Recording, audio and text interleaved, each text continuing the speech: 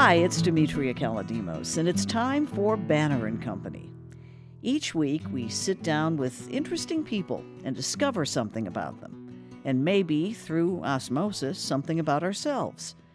That's one of my goals, anyway, to learn from listening. Our guest today is a woman with a voice made for listening. Take me to the dance, to the dance, to the dance. I really Yes, she is a talented singer, but perhaps an even better storyteller and a natural comedian. I was like, I don't even know what the road is. I have no idea of this life, and I have never been to Texas. She's never obnoxious about it, but to get through a lot of her stories, Sharon's got to drop some names. I worked with Mandy Barnett when she was just starting out. Henry Hurt, Lee Arnold, Tony Conway, Bill Clinton, Johnny Cash. I had a Crystal Gale cut, but Four Tops. I mean, the Manhattans, the Dells. I worked with Katie. I had David Frizzell in there, and I had Shelley West come in there, Bill Anderson, Roy Clark. Oh my God, he loved it over there. Sharon Ferrara's life should probably be a movie. And if you picture Almost Famous or Daisy Jones in the '60s, you've got the right era, the '70s. On her own, with 2 small children and a dream, she hit the road to tour with an outrageous country outlaw singer, and later buckled up a tool belt to become the first woman stagehand with a union card in this city. But that's just the beginning. Sharon recently celebrated a birthday, and naturally she decided to do that surrounded by friends and good music and with her devoted husband Marty Slutsky rooting her on. Where are we right now? Well, we are at a place called, I don't know if you would call it a club or what, but it's kind of like a joint. And it's called Fat Bites. And it's in beautiful downtown Donaldson. And every other Tuesday, they have this fabulous big band called the Linville Big Band, and it is worth it to come and sing. And I sing with them once in a while. I just kind of sit in, and it's fun. I mean, that's where we are. Yes, I am. It's kind of a crazy. I'm always excited and nervous. Nervous. Well, just I don't want her to f up or anything, you know. You don't have this on, do you? Oh.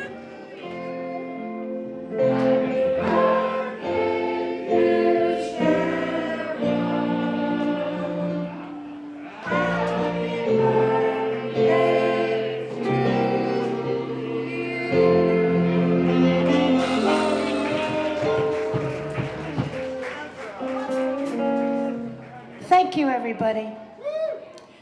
See this bracelet? Lynn just gave it to me. Isn't that gorgeous? Hey, guys. See? Real diamonds. Real diamonds. Anyway, today I'm 79 years old. Proud of it. And I'm going to sing a couple of tunes for you. I had a couple of requests, but I'm going to sing anyway.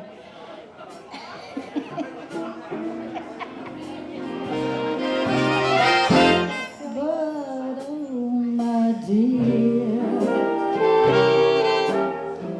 our love is here to stay.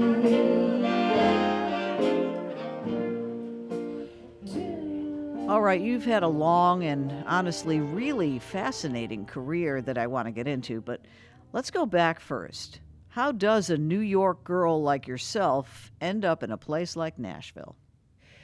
When I think about what I had to go through and what I had to do to make the move to Nashville, it's quite amazing. How did I do that? How did I get all that in order? I was married. I was a Long Island housewife. I had 2 children. And then my best friend comes into the picture and she says, "Do you want to start a band?" I go, "Oh, okay." And that was the end of that. It was just, we started an all-girl band. We did country music because, now I don't want anyone to get the wrong idea about this, but it was very easy to play. We were musicians. We also wrote a lot of songs, and we pounded the pavement. The Brill Building, I'm sure everybody's heard of that. We did that, and then we would, get all the daily rejections, and then we'd go out to this little coffee shop, and it was a diner, and then we'd have coffee and just rehash, for hours. Okay, now what are we going to do tomorrow? Blah, blah, blah, blah. So we were constantly planning our next move. Back then, they didn't have tapes.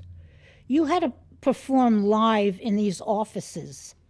Live auditions. Live. So that meant I had to come in from Long Island with every instrument that I owned, including my flute and my auto harp. And the other girls came in from New Jersey, and we would have to sing our original songs. What were you guys writing about? Well, we wrote mostly about relationships, and good, bad, and otherwise. And the first song I wrote got me signed to a contract here in Nashville with Chapel Music. Henry Hurt was in charge at the time. We played our music for one person who actually happened to be Dolly Parton's producer, Johnny Cash's producer. He was a real good friend of mine. And he says, well, if you girls are going to write country music, you got to go to Nashville. So we're going, oh, okay. So I left everything to go to Nashville with my girlfriends, because I just had much more fun with them than anything. They were my life. We just laughed constantly. We were the house band at Old Lunny's for a while. We met some very interesting characters, and we were hooked in with Lee Arnold from the only country radio station up in New York. And we did some promotional things for them, including riding a team of horses in a wagon down Fifth Avenue, promoting the rodeo in Madison Square Garden. Were you singing? No, we were just riding on the wagon with the horses. I'm sorry. Was pay involved? I don't think so. We didn't care about the pay, but we had our cowboy hat. We were all garbed out in our Western outfits. Okay, so you mentioned getting a contract with Chapel Music. Now, that is a big deal. Back in the 70s, women weren't typically getting signed as songwriters in this town. Why do you think you were able to get noticed?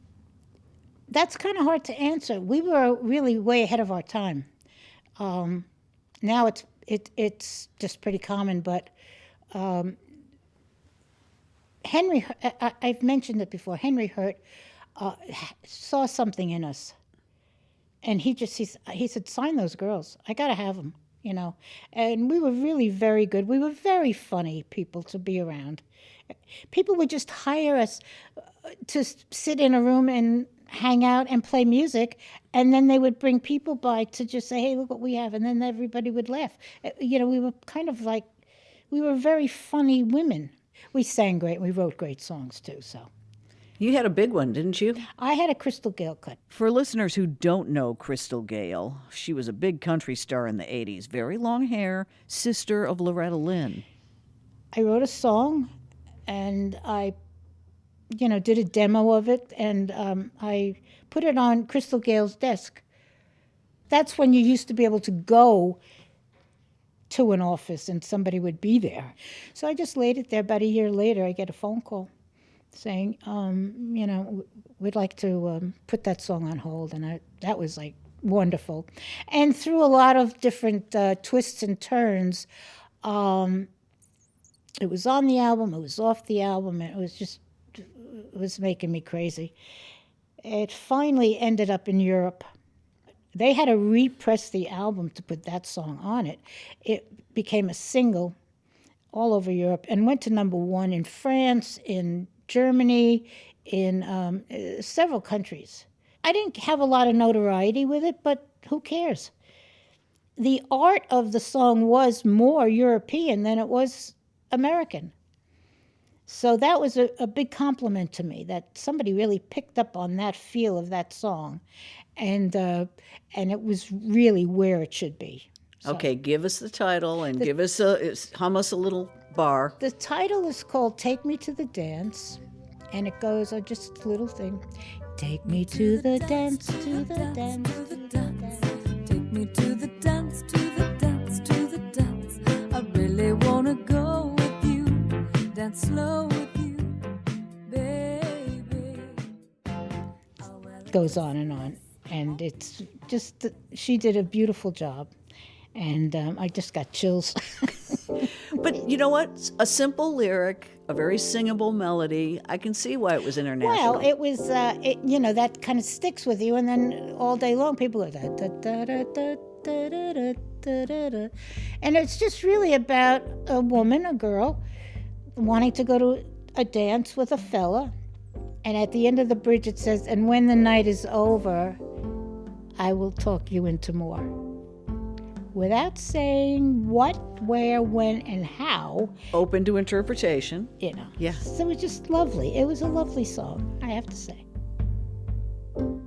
Also, I forgot to say that she also translated it into French. Oh, really? And I had what's the lyric in French? Amène-moi à la boum, à la boum, à la boum. That really is a hit. And there you have it. You're listening to Banner and Company. We'll be right back.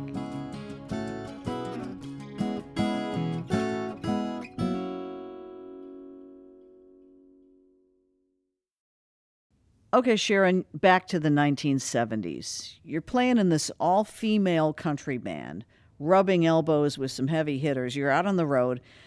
I don't want to bring up an indelicate question, but where are your kids during this time? My kids were always with me. I made a point, even when I went out on the road, back in those days, they didn't want children. It was a whole other mindset. The kids and the wives stay home. We're out here on the road doing, entertaining and whatever. But I always kept my kids pretty close to me. I took them out on the road with me for 3 weeks once, and it was quite an interesting experience. Let me put it this way, they became pool sharks. And my daughter was only 6. She could barely look over the pool table. But our sound checks were always in these kind of, honky-tonks and stuff. So that's what they did during sound check. They played pool, and they became very good at it. So you've got little kids on the road, and you hook up with, of all people, probably the most notorious outlaw of all outlaws, David Allan Coe. That would be correct. I've heard my name a few times in your phone. The song of his most people know best is probably You Never Even Called Me by My Name from 1975. But the one I always remember is The Ride, where he channels Hank Williams sitting in a car. Said it's a long walk to Nashville. Would you like to ride? How? Why? Spill. Okay. As I said, I had a friend that was producing Johnny Cash. So he came to Nashville and he says, "Oh, girls, come on into the studio and hang out." Because that's what you did back then, So we did, and Johnny Cash was there. We met him. We became friends with him. We wrote a song for him that he loved. It was pretty much about him. And here's this guy in the studio, David. And we're like, the other girls had heard of him. I didn't. He ended up at one of our apartments, and we were singing. We were just kind of jamming, And he says, I could use you girls out on the road, So, we're going, well, all right, And that was pretty much how it started. Look, we were grown-ups. Well, it's kind of. I wasn't even 30 yet. I was like, I don't even know what the road is. I have no idea of this life, and I have never been to Texas. And I said, I think we're going to Texas for the rest of our lives. So it was like, it was. We had a really good time. He was challenging. I'm going to be very polite. He was very challenging to work for. For those who don't know of Coe, Paint a picture for us. What did he look like at the time? Big guy, lots of turquoise, cowboy boots, cowboy hat, rhinestones galore. His personality would change from 1 minute to the next. Tattoos. He was a good storyteller, you know. Our bus would say on the front, ex-convict express, because he said he was in jail. You know, he had all these stories. He said he killed a guy and this. I said, well, I don't know really, you know, but that was part of his image. We first started out as his band. And, you know, we played for him. And then it got to be, I said, you know, we can't really be his band. We're not that good. So then he hired a band, the Tennessee Hat Band, with fantastic guys. So we had a ball. I had my challenges because I had children. Nobody else had kids that they had so I had to always, you know, make arrangements, this, that, and the other thing. And it was a little stressful. And Were the kids school age at this time, or? Yeah, but we would tour in the summer. So, you know, I took them out on the road with me once, and I didn't ask for permission because I know what the answer was going to be. So I said, well, the heck with this. So I get in my car with the kids, and I said, I'll meet you all in Houston. Oh, really? So you were part of the caravan, but in your own car? No, I wasn't even part of the caravan. I just knew where I had to go. I couldn't keep up with that bus. I had a Vega. You know, I can't keep up with a Silver Eagle bus. It's like, boom. So did your kids, what did they see and hear? I'm almost afraid to ask. And do they have fond memories? Yeah, they do have fond memories. They do. They didn't see anything untoward, you know. I don't think, they really didn't hear a lot of terrible things. They just fit right in. That's how I raised them, to just fit right in and to be, you know, not adults, but, you know, they were just kind of there. And David didn't like them running around the mud pits of the rodeo fields because they took away from his, as he called it, his contact high. So I said, okay, kids, go over there. You know. Contact high meaning? I have no idea. Don't ask. I'm not going into it. I just, whatever was a distraction, it was ruining his contact high. Now I had, there wasn't really a lot of open, shall I say, am I allowed to say drug use? I mean, it really was not a big deal, you know. So he was bigger than life. He really was. Was he big at the time? I mean, was this his hot period? Once we got with him, and he put on a show, and you sing "Never Call Me by My Name." The crowd, I mean, he packed them in, and when we were with him, and the band, it was a great show. It was a fantastic show.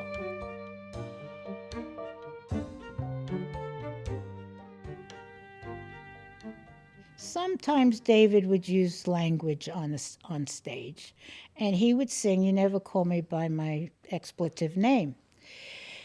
So we didn't like it, of course, because that meant we had to say it too. I'm not saying that. So one time we were playing at O'Lunny's in New York. Carol and Mary Beth, their father was a preacher, and their mother was the organist. So we're going to New York, and we're scared that he's going to use that word in the show. So we had to think of a way to get him not to say that. Because if we said we can't sing that, he will definitely sing it. So what we came up with this plan. We said, okay, listen up. Why don't we tell him that we think Johnny Cash is going to be here? Because he would never use that word in front of Johnny Cash, okay? So that's what we did. We said, we heard Johnny Cash is going to be here for the show. Well, the show went fine. Didn't use the word. Everything was fine. Johnny Cash, of course, never showed up because we made it up. It was a story. So you guys, I imagine you're doing county fairs and rodeos and stuff like that, primarily through the South or all over? Texas, in Texas. Now, you got to understand, we're 4 women from New York City. I mean, it's like, what's going on here? But we really got into it. We loved the Cowboys. Carol and I met at a ranch. Her parents ran a ranch up in upstate New York. So we actually met at a ranch. So we were already, riding horses and cowboy boots and all that. So I met my now husband actually in Texas. That would be Marty Slutsky. He's from Queens. You got to go to Texas to meet a guy from Queens, right? He didn't want to go. And he said, because he was in a band, he says, who's David Allan Coe? He thought he was, so, because they were in a rock band, so they opened for us in Houston, and I met him there, and we connected. Love at first sight? Yeah, it pretty much was, yeah. Describe it for me. Well, he was just adorable. He was the lead guitar player, and which you can understand what I'm talking about there. And just a very, very nice guy. We just kind of clicked, and then my girlfriend, we were sitting around the pool, and she's going, and this is just like 2 days after we meet, and she's going, oh, ladies and gentlemen, I'd like to introduce the Slutskis of Rego Park. 2 days I know the guy, It just clicked. And however, he didn't know he was going to meet me, and then, of course, there was somebody else that came up for that weekend, and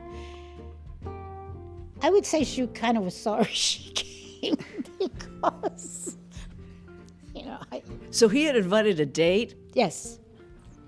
And you guys were already vibing, as they say. Yes. I remember an incident around the pool. I had a 2-piece bathing suit, And I come bouncing down. I'm 29 years old, And I get on the diving board and start doing all my power moves.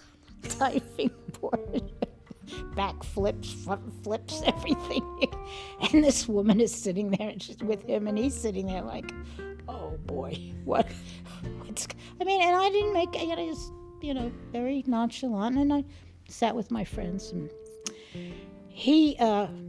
the woman, he didn't see her the whole weekend because he was afraid that I might befriend another member of his band, and that's putting it nicely. So he ended up sitting up all night with myself and Fran, the lead singer, with the Sunday Times on his lap in Houston, Texas, because he didn't want to, So. And I don't know what happened to the woman. She just disappeared. So he flipped for you? I think so. Yeah. Still does. We've got to take a short break. It's Banner and Company.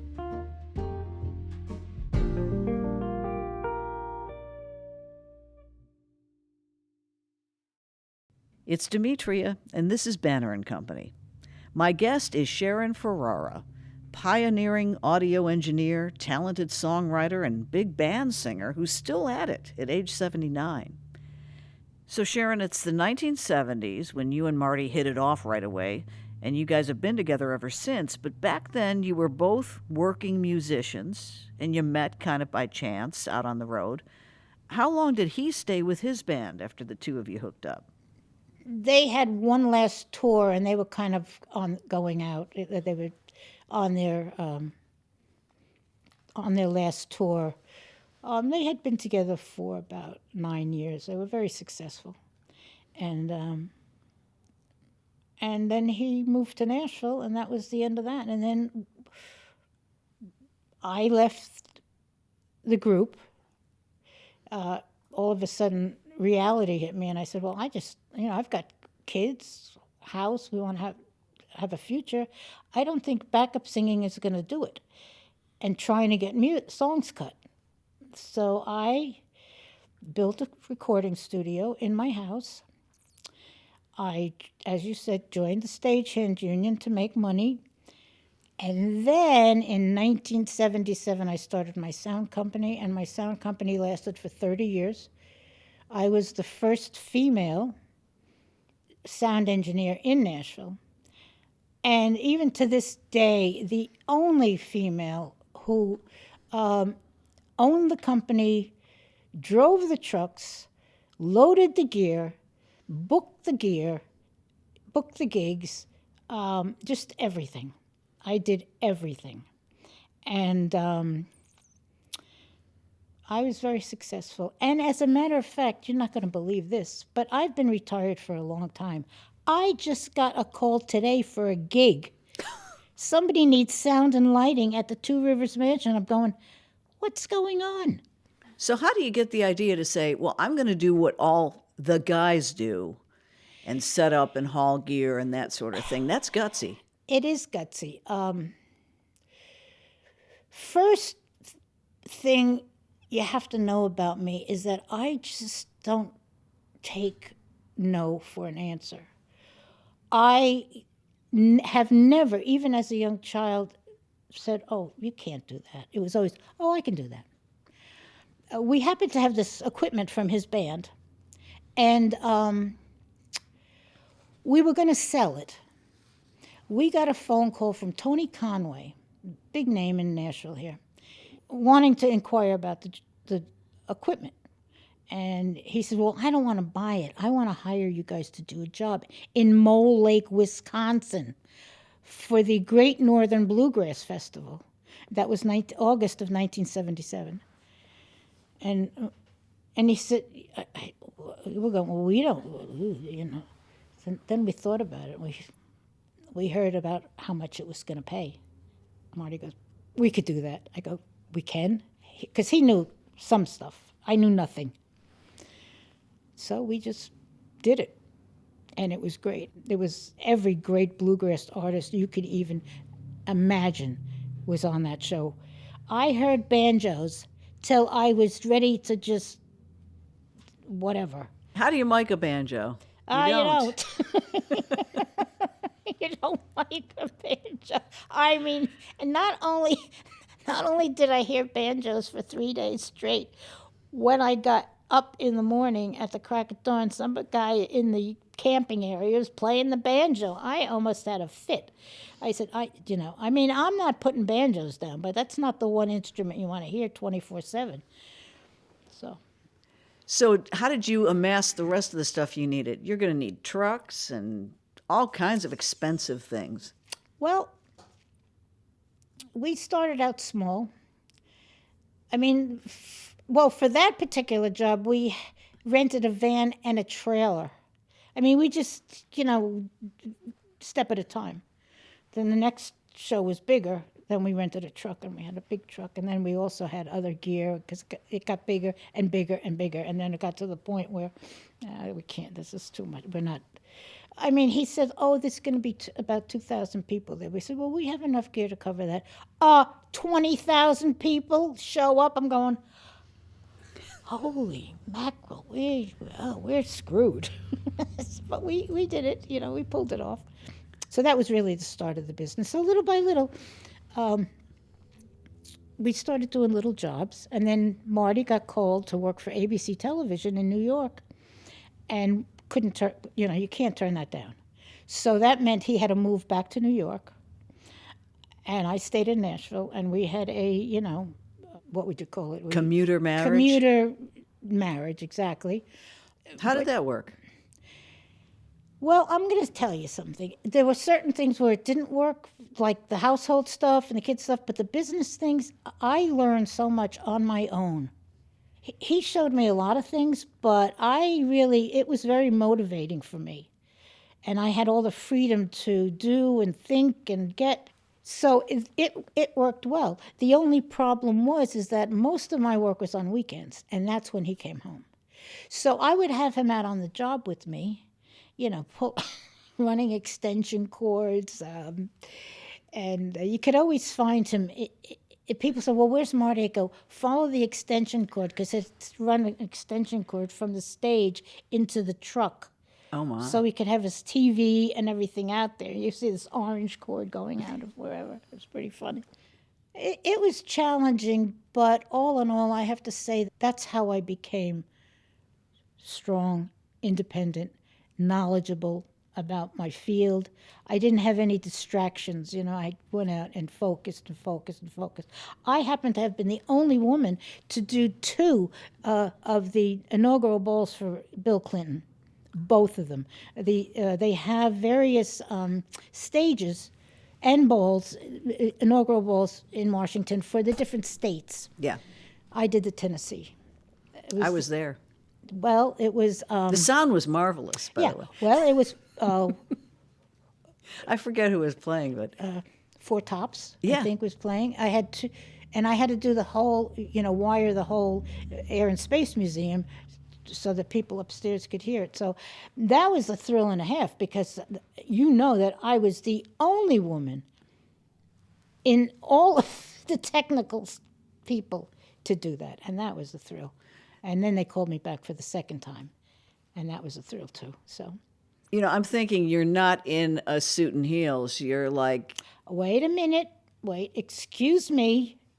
I might have to expound on that. Okay.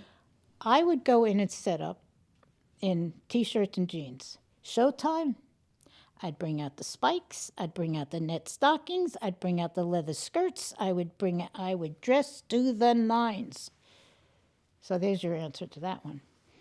And a lot of times, one band in particular, I was really fortunate to get involved with a club in Nashville called Park Avenue, and it was primarily a black nightclub, and it was kind of like the Cotton Club, and I did every band on the Chitlin circuit. It was the most fabulous job. I did the best. I mean, the Manhattans, the Dells, all these great.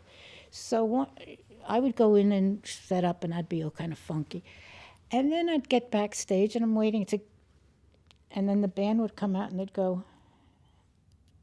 look at me like, "Are you the same girl that was here before?" I go, "Yeah, I am."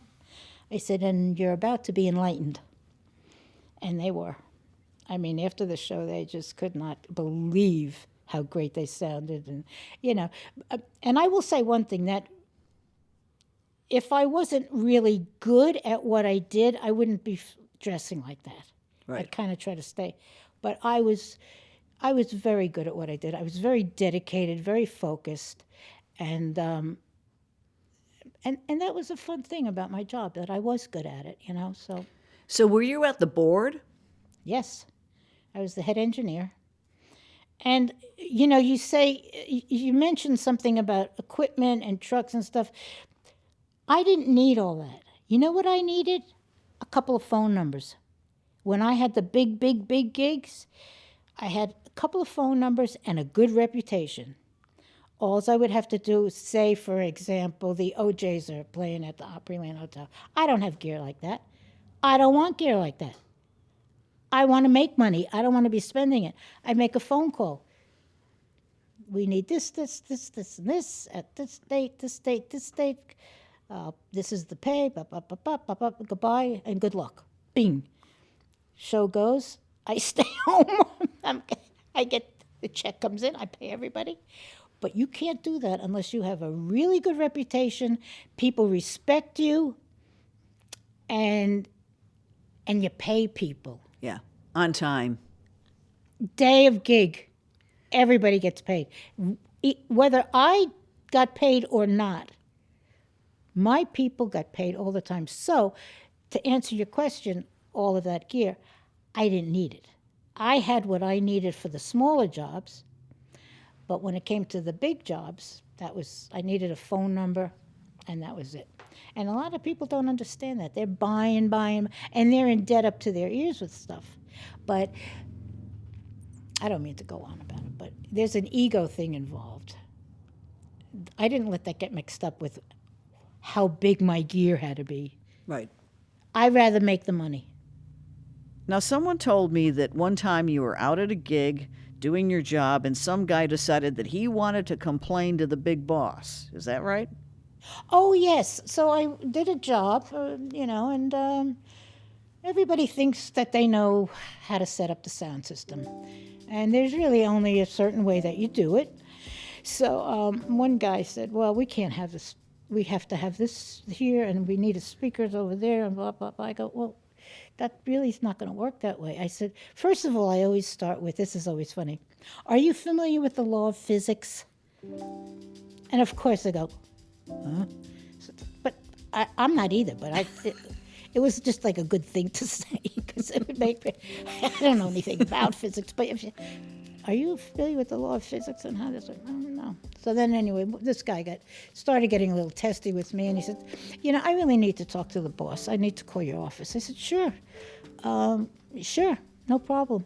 So I give him the phone number, which happens to be my cell phone number, which happens to be in my pocket as I'm standing next to him. So he calls the number, and my phone starts ringing.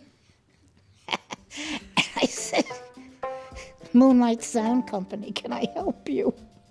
And the guy that was it. He just could not. I said, yeah, I'm the boss. Sharon Ferrara, you truly are a boss. And thanks so much for being here.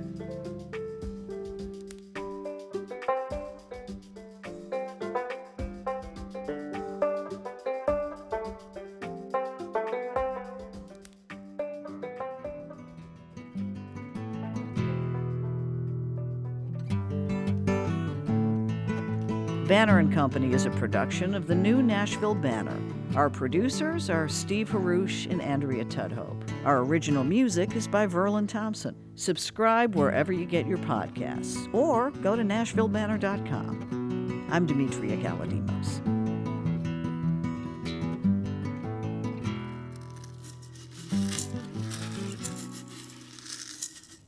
Okay, see this thing on the table? It's a fish bowl full of little pieces of paper, questions posed by our guests. I thought this was bubble gum in there. Those little things you can buy in the little packets? Yeah. Okay. So, if you would, reach in and pull one out. Okay. Is that just one? Okay. Read it and answer it, please. Oh, boy, this is a good one. Are the Beatles really more popular than Christ? Okay. Number one, it depends on your beliefs. And my beliefs are the Beatles very popular? End of story. That's the answer to the question. Really? That's it? That's all you're going to say? Well, I'm not a religious person, so people can say and think what they want. I believe in science. I believe in science, and I believe in science. When I go to Utah and I'm standing on a butte, and the tour guide tells me that these mountains have been here for 250 million years. Are the Beatles popular? That's all I have to say.